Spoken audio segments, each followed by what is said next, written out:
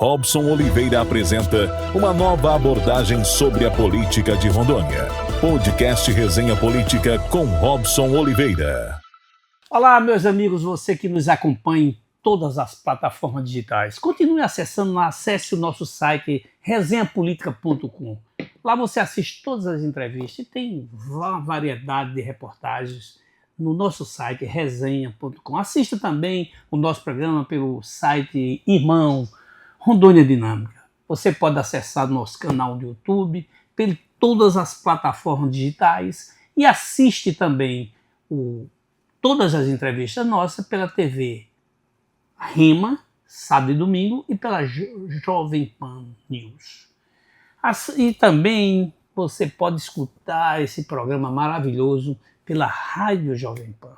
E para isso eu trouxe aqui um dos maiores especialistas que eu conheço em vida de Rondônia, sobre a Amazônia, um geógrafo da melhor qualidade, um artista completíssimo, é um homem intelectual acima da média e, acima de tudo, um rondoniense, amigo meu.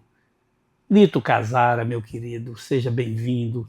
Já recebi os dois tomos, tomo 1 e tomo 2. Não vou dar para você, tomei mesmo para mim. Dos seus livros, vou me deliciar, vou ler. Mas seja bem-vindo ao nosso podcast Resenha Política, Lito Casara. É um prazer entrevistá-lo. Muito honrado em ser merecedor do seu convite, né? E eu sou um fã da sua resenha e, portanto, atendendo o seu convite, estamos aqui para a gente bater esse papo descontraído. Lito, antes de falar de suas obras aqui, vamos falar da sua história como um profissional que você é. Você é um profissional da ecologia, você é um profissional do desenvolvimento sustentável. Você foi secretário de Meio Ambiente do Estado de Rondônia, numa época em que não tinha esse agro, não tinha esse boom que nós temos hoje com soja sendo plantada em toda essa região. Qual a avaliação que você faz hoje como um intelectual, um profissional, um ex-secretário de Meio Ambiente, hoje do agro, avançando aqui nessas regiões da Amazônia profunda? Olha, Robson, a questão ambiental ela precisa ser ajustada a um discurso imperativo de sustentabilidade, né?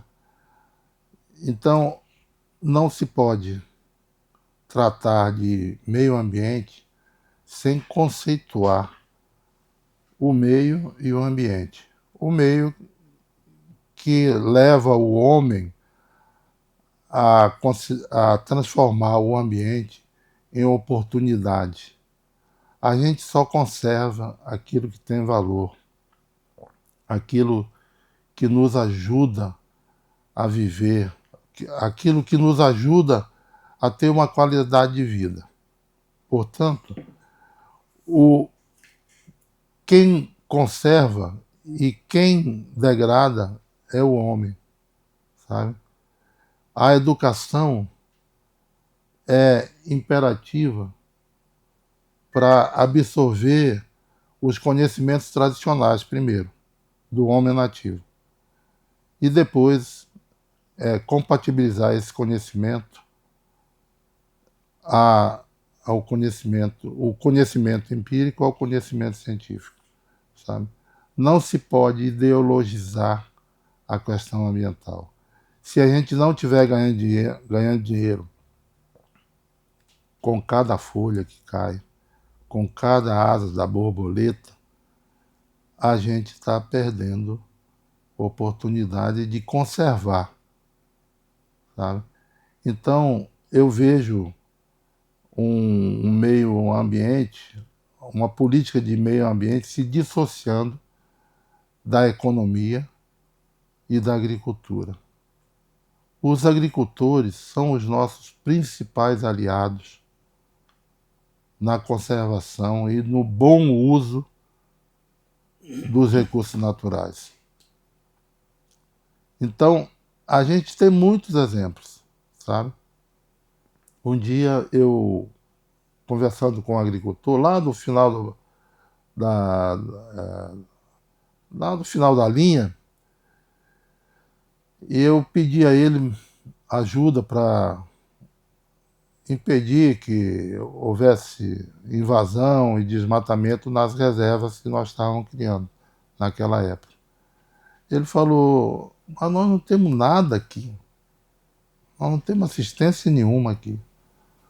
Agora, quando a gente vai em Ji-Paraná, lá tem hospital, tem rua asfaltada, tem colégio, tem uma cidade tão bacana. E será que o pessoal não desmatou para fazer tudo isso? Muito, aquilo me levou a pensar muito sobre a questão ambiental, né? E foi com essa experiência e com essa vivência e com respeito ao homem do campo que nós criamos a Secretaria de Desenvolvimento Ambiental na época do Piana. Projeto que eu tive o privilégio de desenhar com a colaboração de tantos outros amigos, como o Emerson, como a Astreia, como tantos outros, né, que participaram dessa empreitada. Então, a gente vê com muita preocupação esse embate da penalização do homem do campo em nome da preservação e da conservação ambiental. Vejo com muita preocupação porque isso, ao contrário de conservar, leva a um descomprometimento do próprio homem do campo com as políticas de conservação, de preservação e conservação do meio ambiente. Pelo que eu estou entendendo, você está dizendo que há hoje, estou tentando interpretar o que você está falando, mais sanções, mais cobrança ao homem do campo do que entregas para ele, do que retorno a ele. Mas você há de convir que a realidade hoje, com a expansão, isso foi minha primeira pergunta, do agronegócio em larga escala, as preocupações ambientais elas têm se redobrado. E não só internamente no estado de Rondônia, inclusive na comercialização desses grãos. Você tem no mercado internacional hoje algumas barreiras para na aquisição de grãos produzidos na Amazônia. É nesse sentido que foi minha pergunta. Como é que você vê isso? E você coloca do início, né, o ensinamento desse homem no final da linha, mas o que nós temos real hoje é que há um avanço enorme em determinadas áreas que são vedadas por lei. Olha, nós temos que começar a tratar o meio ambiente sem perder de vista a causa e o efeito, né? Nós aprendemos que se a gente desmatasse a floresta amazônica, nós não teríamos chuvas. Isso é um mito? Isso é um mito, porque, na verdade, é a chuva que responde pelo desenvolvimento da floresta tropical, né? Eu não estou aqui fazendo defesa de desmatamento, entendo. Sim, claro. Eu tô fazendo a defesa do bom uso da floresta, né? Então, se você pegar o agricultor, ele seria incapaz de destruir a nascente do seu rio, porque não existe agricultura sem água. Sem água, né? Ele ficaria sem água. Então, ele é o principal interessado em preservar nascentes, preservar os recursos hídricos, do qual a floresta depende para se desenvolver, né? E eu cito aqui o que me dizia um cientista americano que trabalhava com a gente aqui na época do Polo Noroeste, que ele dizia, isso era 1986, ele dizia que se continuasse o desmatamento com esses assentamentos que o INCRA se ocupava de realizar, que em 30 anos a Rondônia seria uma grande savana, não teríamos mais chuva, né? E hoje a gente vê que isso estava equivocado, que apesar do desmatamento, da ocupação do espaço territorial para a área agrícola, as chuvas continuam caindo e as florestas continuam nascendo. Não, mas é floresta secundária. Existem estudos, eu não sou especialista em agronomia, mas existem estudos hoje que mostram que a floresta secundária ela é uma floresta resiliente, que ela tem um papel muito importante na sua recuperação. Então, o bom manejo agrícola, ele é possível trazer a riqueza e a educação ambiental que o próprio ambiente amazônico se responsabiliza em fazer o homem, digamos, desenvolver e se apropriar, sabe? Então, não existe empreendimento agrícola ou agropecuário de sucesso sem observar as demandas ambientais. Convenhamos, né? Primeiro, fica muito caro, que pode até inviabilizar, né? Com as pragas que se desenvolvem pela não observação. Então, eu acho que nós precisamos da agricultura tradicional, que pode ser desenvolvida em escala apropriada, mas precisamos, sobretudo, da indústria de biotecnologia na Amazônia. Nós precisamos fazer os produtos amazônicos competitivos. Quantas frutas vocês conhecem da Amazônia? Além do açaí, do berimbau. São poucos e são tão infinitas as possibilidades de desenvolvimento. Né? Então, fora os cosméticos. Mas isso não pode ser. Eu crio boi aqui, mas deixo lá o pessoal que trabalha comigo para explorar o açaizinho dele. Não pode ser assim. Tem que fazer parte da economia, da propriedade. Entendi. Sabe? Tem que valorizar a floresta em pé, senão ela não fica em pé. Sabe? Tem que haver esse consórcio, né? Eu não abro mão disso. Eu acho que a questão ambiental passa necessariamente pela riqueza do homem, sabe? Se você não instruir, não educar o agricultor, que já é sábio, sabe? Por natureza. Por natureza. Ô Lito, você é otimista, então? Eu sou muito otimista. Sobre essas questões ambientais hoje. Você acha que o que há, essa disputa, essas narrativas, dessa briga entre quem defende as questões ambientais e de quem é contra, ela está mais no campo ideológico do que no campo de verdade, no campo de quem trabalha junto ao camponês, ao agricultor, aquele que cultiva a terra? Com certeza, porque o Brasil é potencialmente uma indústria, né?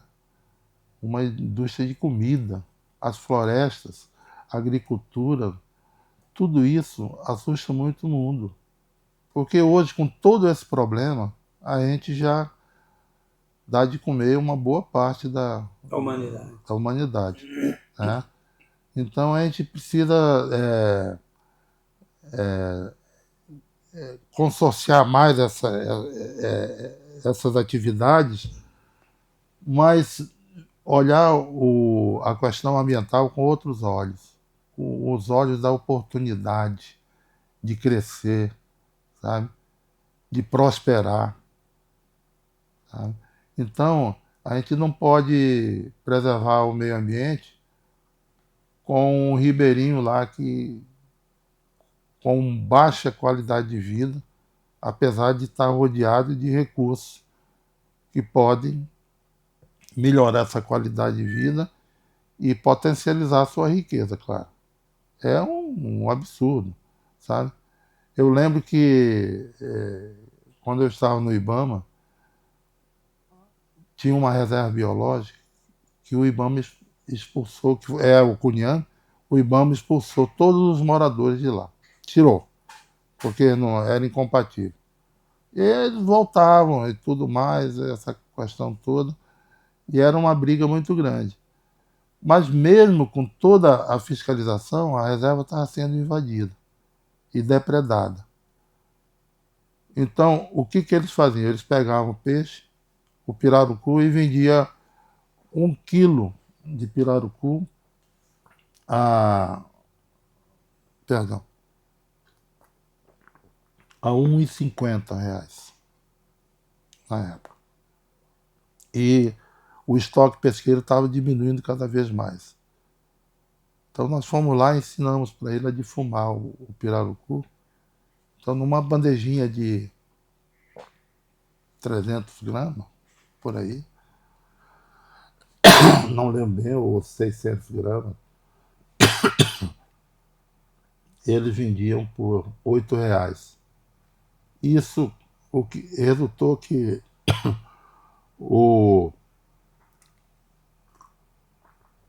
eles pescaram menos,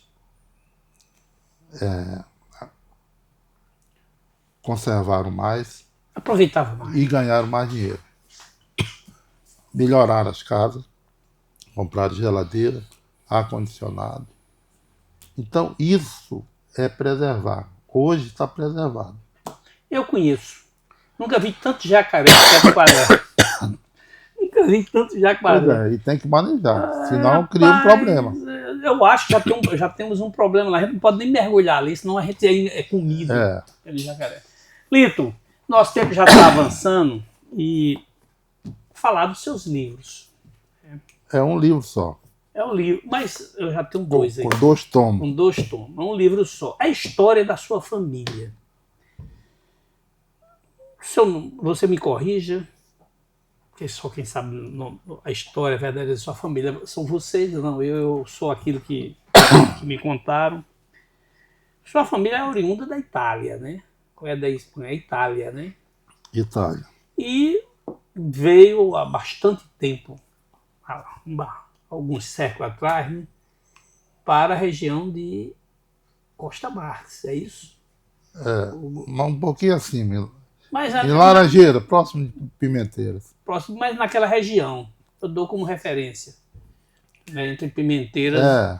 E me falaram até que ele tinha título, né? Uns títulos nobres, né? O seu avô é bisavô. Esse conta livro, um pouquinho. E esse livro conta a história da tua família. O livro Barranco Alto conta a história do Américo Casara.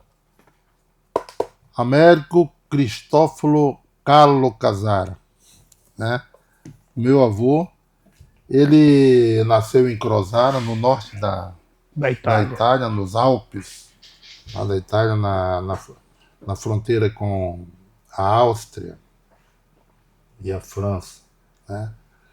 Então, depois a família se mudou para Veneza, onde até hoje eles têm a base da família lá. De Veneza, Américo Casaro graduou em Engenharia de Arquitetura no Instituto Politécnico de Turim, De Turim,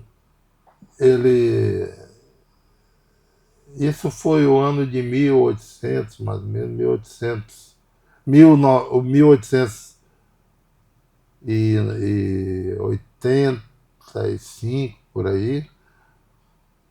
E de Turim ele foi para Oxford, onde ele fez uma pós-graduação em ciências políticas. E lá ele foi... Na Inglaterra. Na Inglaterra. Lá ele foi contratado para lecionar Ciências Sociais e Política na Universidade Central de Quito, no Equador, né? Onde ele chegou em 1900. E então esse livro conta essa trajetória dele, inclusive a trajetória do grande ídolo dele, que era o Lacondamine, o cientista francês, matemático, geógrafo e naturalista, que veio para a América do Sul, para o Equador, para medir e para localizar a linha do Equador. Ele fez uma viagem pelo Rio Amazonas, que o Américo fez também.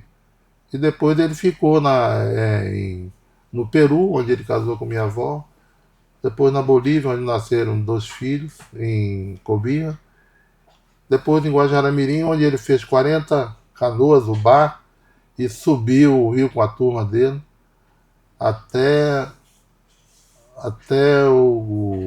a região de Pimenteiras ali e tal. Ele terminou implantando um seringal no rio Corumbiara, um seringal chamado Barranco Alto, que dá o nome do livro. O nome do livro, é. Então essa é a história do Américo Azar, que criou uma grande família. Você nasceu em Guajará? Eu nasci em Laranjeiras. A fazenda que ele montou lá, no Rio Guaporé, que era um entreposto do Seringal Barranco Alto. Ele foi muito amigo do Aloysio Ferreira. Aloysio Ferreira foi guarda-livre dele, no Seringal Barranco Alto.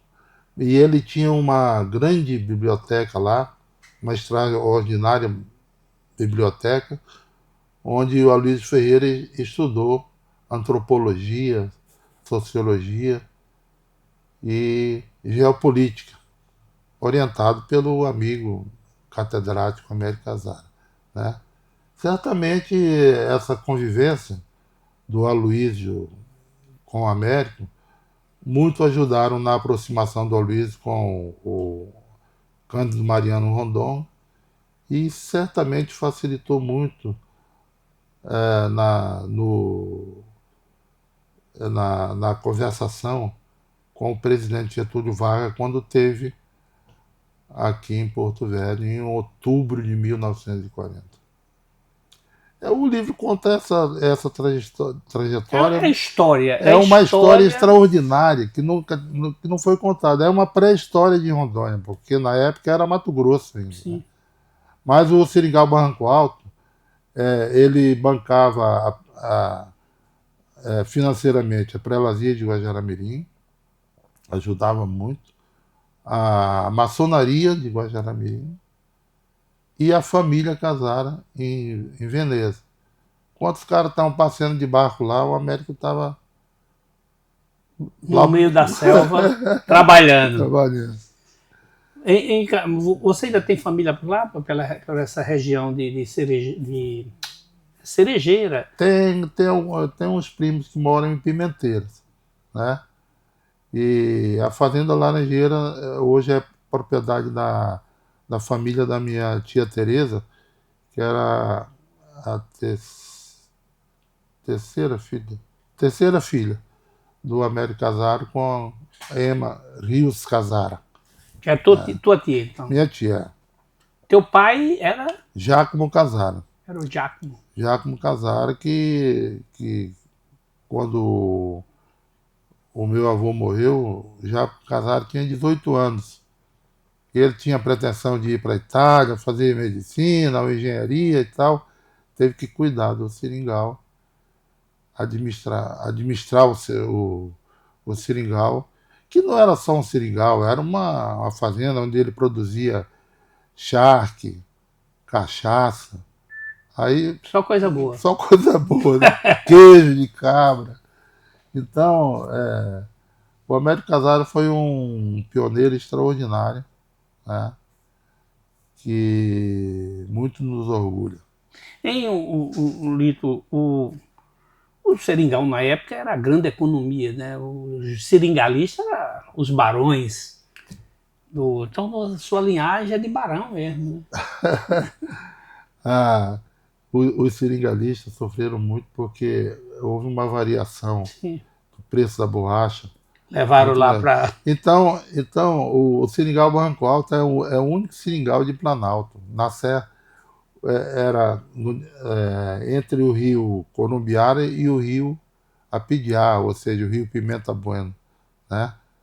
Então eles eram os divisores de água da Serra dos Parecis. Então, Barranco Alto ficava a aproximadamente 200 metros de altitude em relação ao nível médio do mar, e a Serra dos Parecis chegava a 400, 450 metros de altitude. Então, não tinha só seringueiras lá, né? Tinham outras espécies que eles tentaram manejar, e não deu certo porque o acesso, o escoamento da produção era muito difícil e penoso, né? Para quem não conhece Lito Casara, as gerações de hoje, além de escritor, de grande geógrafo, intelectual, é um artista simplesmente completo. Quem teve a oportunidade de, como eu tive, desses últimos 40 anos em Rondônia, de amanhecer o dia ouvindo o Lito Casara entre um acorde e o vialejo, sabe o prazer do que é ter uma música maravilhosa. Você continua. E pai, se eu não me engano, é pai de um grande artista mundial. Um pianista famosíssimo, um maestro. O pianista Gabriel Cocino Madeira Casara, mais conhecido por Gabriel Casara, doutor em performance pianista pela Universidade de Montreal, no Canadá, né? Ele é concertista internacional e pode ser visto no YouTube. Procurar por Gabriel Casara, pianista. Os concertos dele no mundo. Tá tudo lá. Então, é interessante. Esse dom artístico veio também do Américo, não? O Américo gostava muito de música. Ele andava com uma vitrola e muitos disso de ópera. Inclusive, ele à tarde, isso são relatos do Aloysio Ferreira, uma visita que eu fiz a ele lá no Rio de Janeiro. Ele contava que o Américo Casara, no finalzinho da tarde, ele ligava a vitrola dele, a manivela, e colocava os índios sentadinhos lá para ouvir Giuseppe Verdi, né? Wagner e tantos outros que ele tinha lá, né? O Aloysio Ferreira falava que ele não gostava muito não, porque ele preferia mesmo aquele carimbó pesado lá das ilhas do Pará, lá de Marajó, né? Mas que depois ele se acostumou. Muito depois dos índios, que se acostumaram logo, que no começo se assustaram e depois gostaram muito da música que Américo ensinou para eles. Então é interessante isso, né? Mas a musicalidade, primeiro, só uma correção aqui. Eu sempre estudei música, apesar do pouco talento, eu fui muito dedicado e estudei música como cultura, como suporte cultural para a minha vida, né? Eu precisava muito mais do que ser artista, eu precisava colocar em prática a minha geomorfologia, que é a ciência que me apaixonou, que eu me dediquei a vida toda.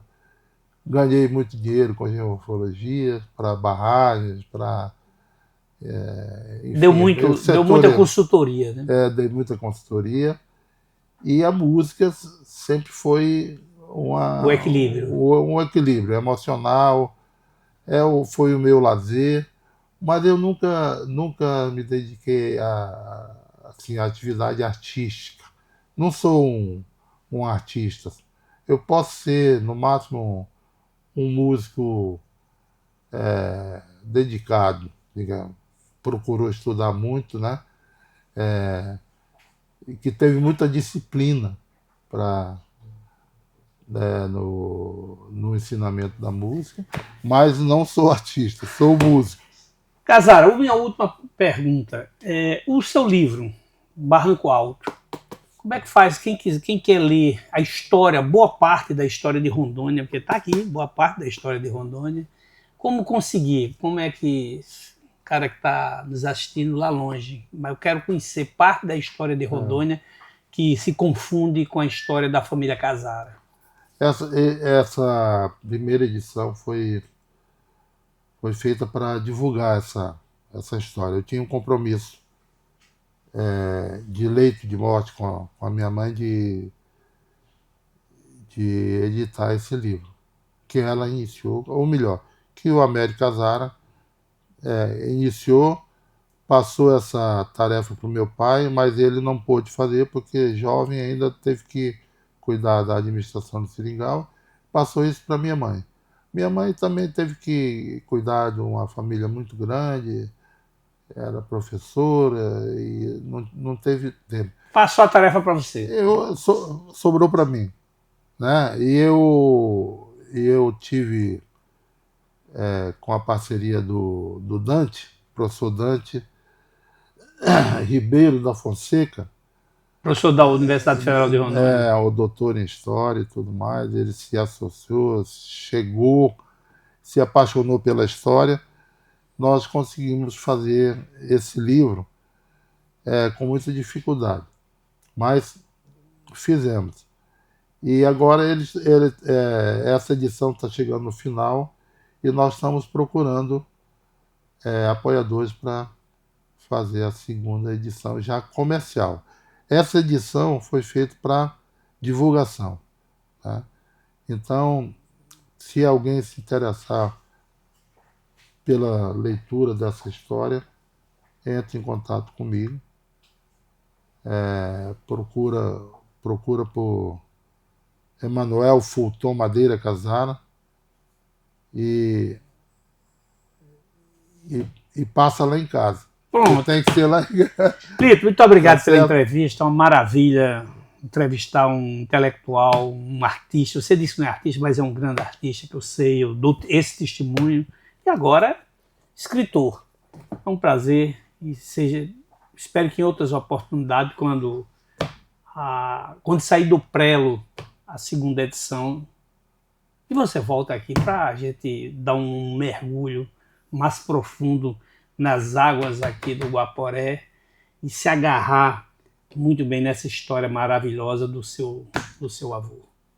Obrigado por tudo. Foi um prazer bater esse papo com o meu amigo Robson, amigo de muitas noitadas, muitas cordas. Não vamos parar por aí. E muito bom vinho. Tá bom, meu irmão. Muito obrigado, meu irmão. Gratidão, gratidão, gratidão.